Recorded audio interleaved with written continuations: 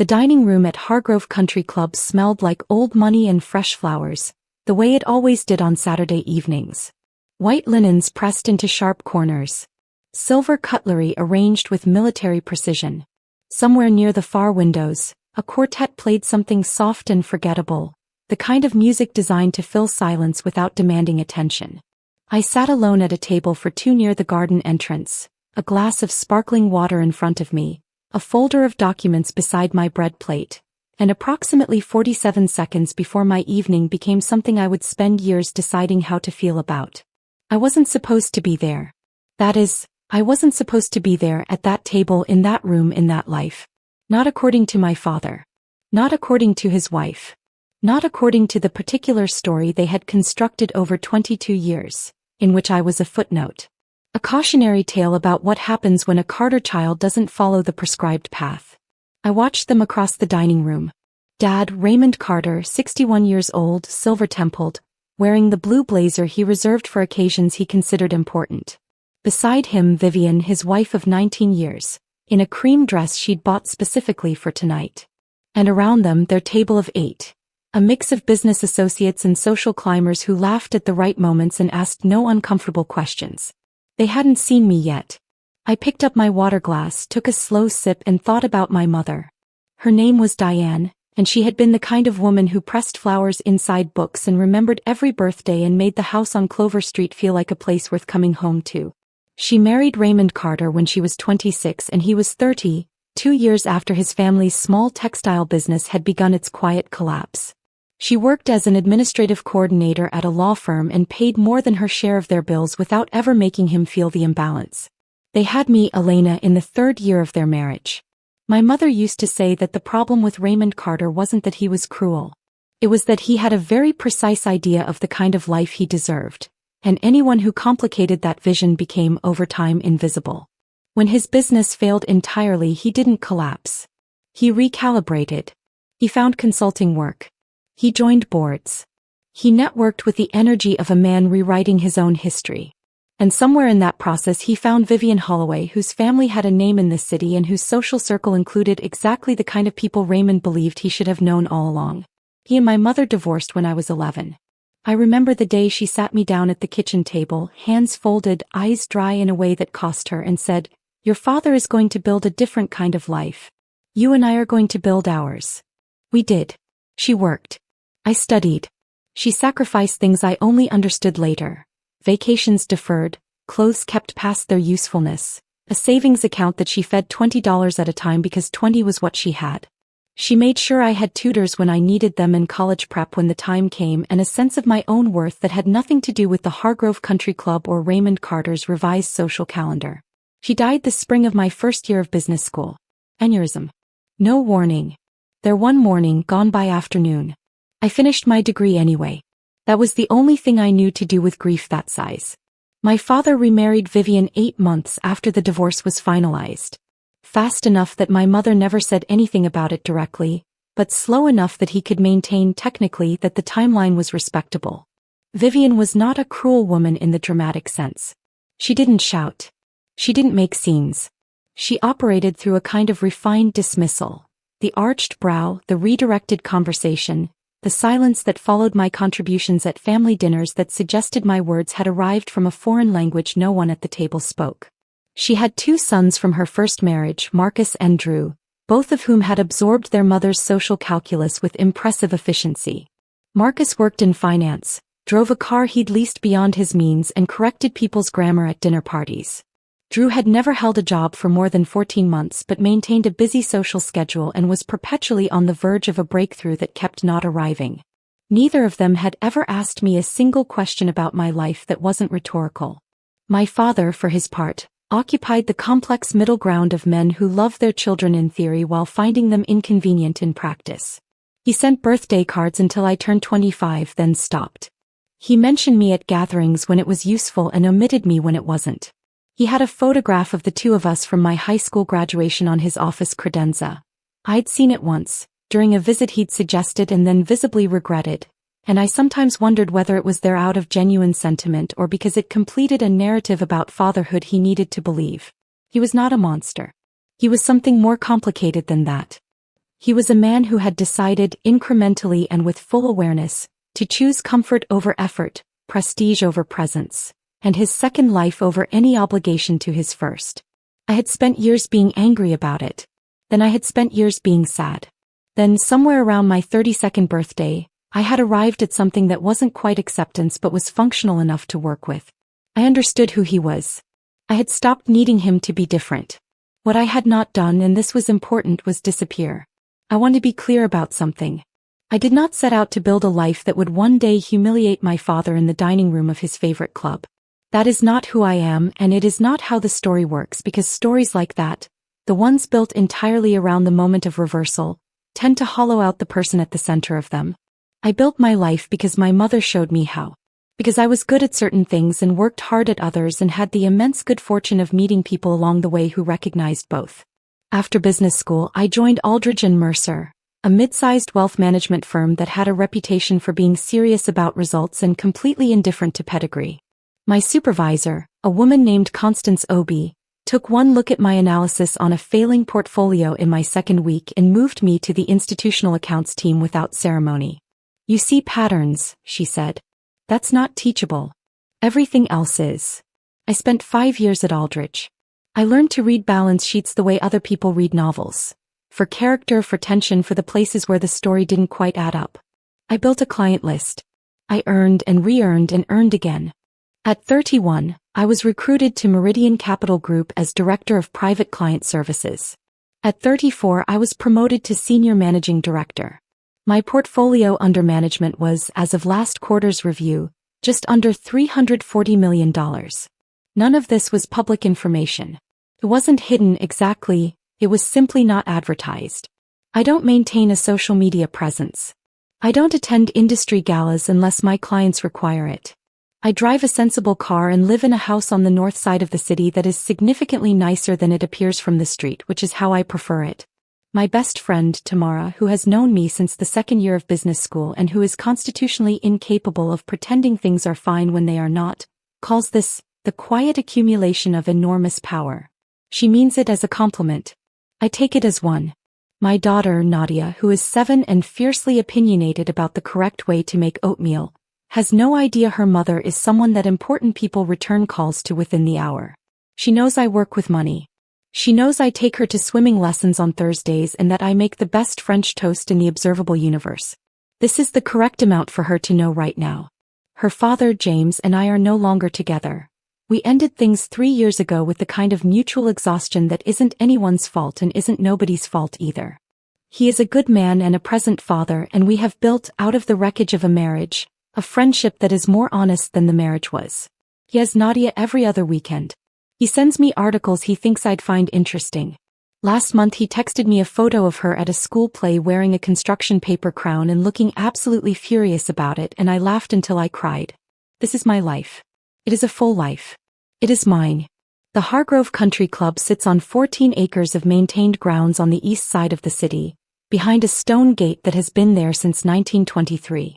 It has a dining room, a golf course, 2 tennis courts, a pool, and a members' lounge that smells permanently of leather and cedar.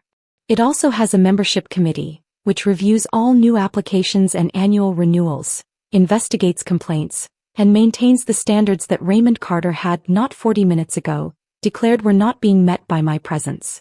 3 years ago, I was invited to join the committee by its outgoing chair, a retired federal judge named Harold Witherspoon, who had been a client of mine for 6 years and who said with characteristic directness that the committee needed at least one person under 60 who understands what the next 20 years actually look like. I accepted. I attended meetings. I did the work. After 18 months, when Harold stepped down, the committee voted me in as chair. My father had been a member of Hargrove for 11 years, joining after Vivienne's family sponsored him. His membership renewal came across my desk every January like clockwork. A standard form, a standard fee, a signature I provided without hesitation or commentary. I had never told him. There was no dramatic reason for this omission. It simply had not come up, and I had not gone out of my way to arrange a moment in which it would. I am not, despite what this story might suggest, a person who organizes my life around revelation scenes. I was here tonight because Tamara's husband, Gerald, was being honored by the club's foundation for his community development work. And Tamara had asked me to come, and I had said yes because Gerald deserved the recognition and because Tamara is the person I call when things fall apart and the least I can do is show up for the good nights. I did not know my father would be here. Or perhaps I suspected and chose not to calculate the probability too carefully. I was seated, my water poured, my folder containing Tuesday's committee agenda set to my right, when I heard his voice carry across the dining room with the particular clarity of a man who has never had to moderate himself in public because the rooms he inhabits have always bent around him. This club has standards. I didn't look up immediately. I reached for my water glass. I don't know how she got in. There was, clear as the crystal chandelier above his table, aimed, as his slights always were, at no one directly, which meant it could reach me without requiring him to acknowledge he was trying.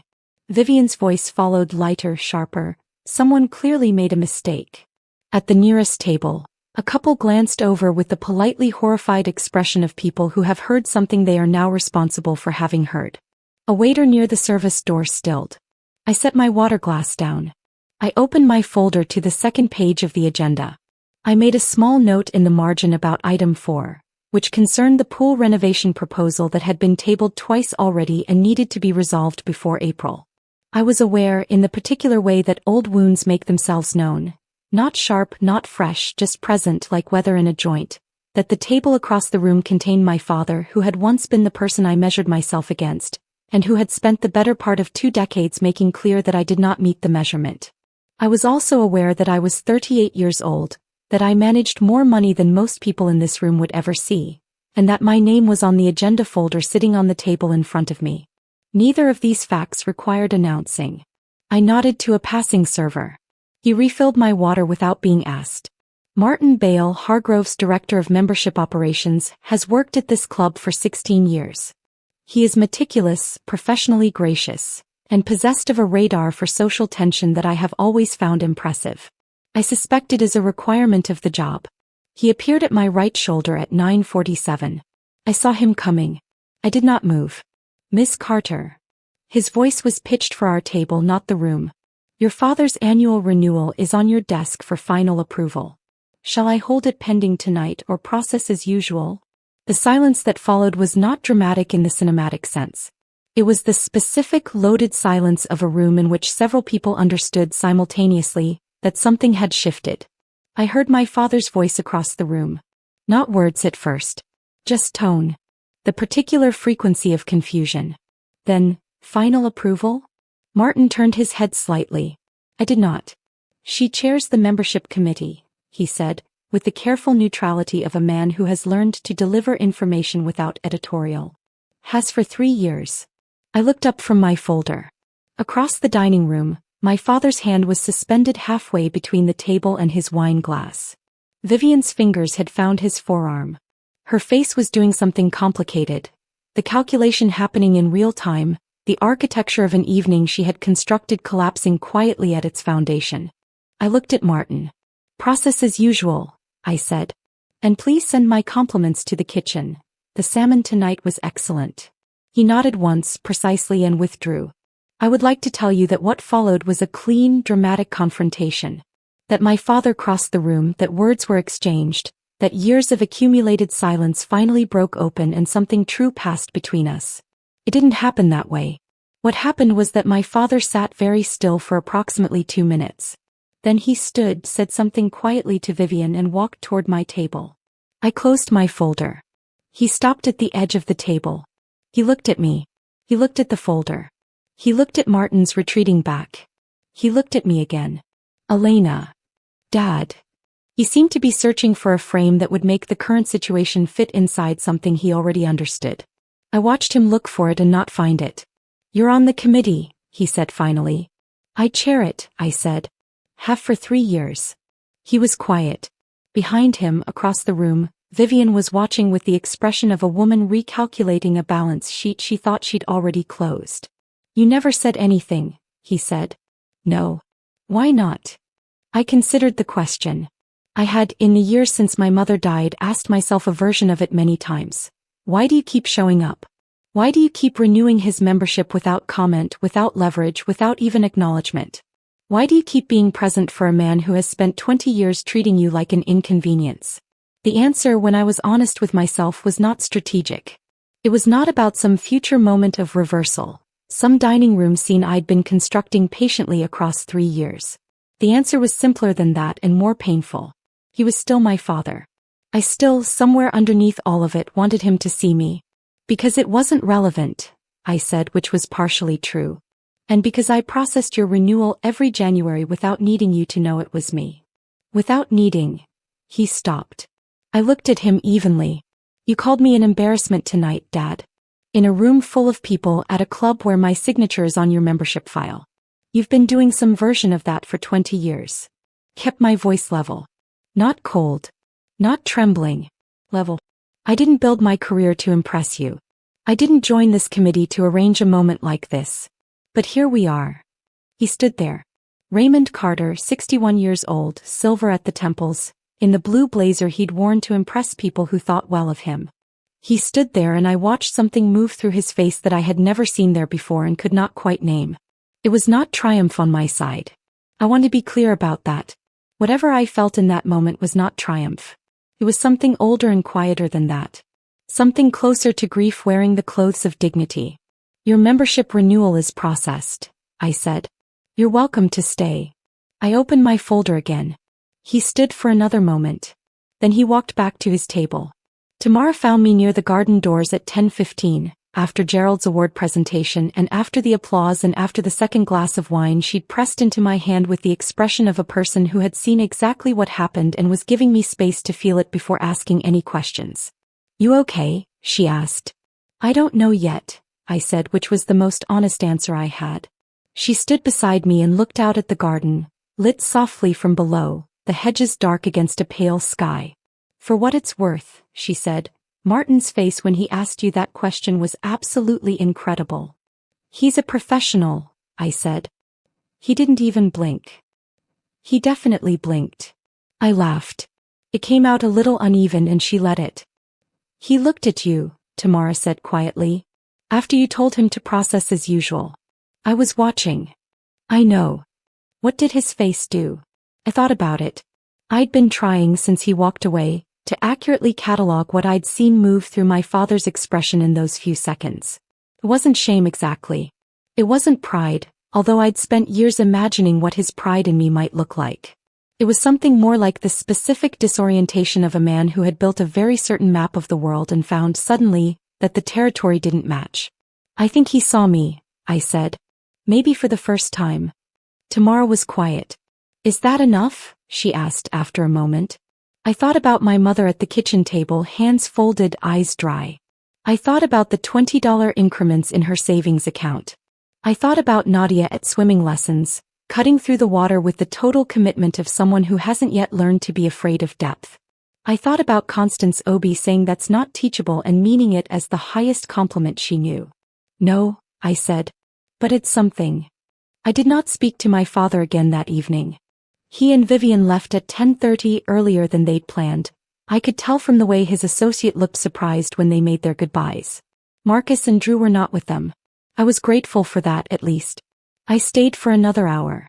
I talked with Gerald about his project, which was genuinely remarkable and deserved more attention than it was getting. I ate the chocolate dessert that Tamara ordered for the table.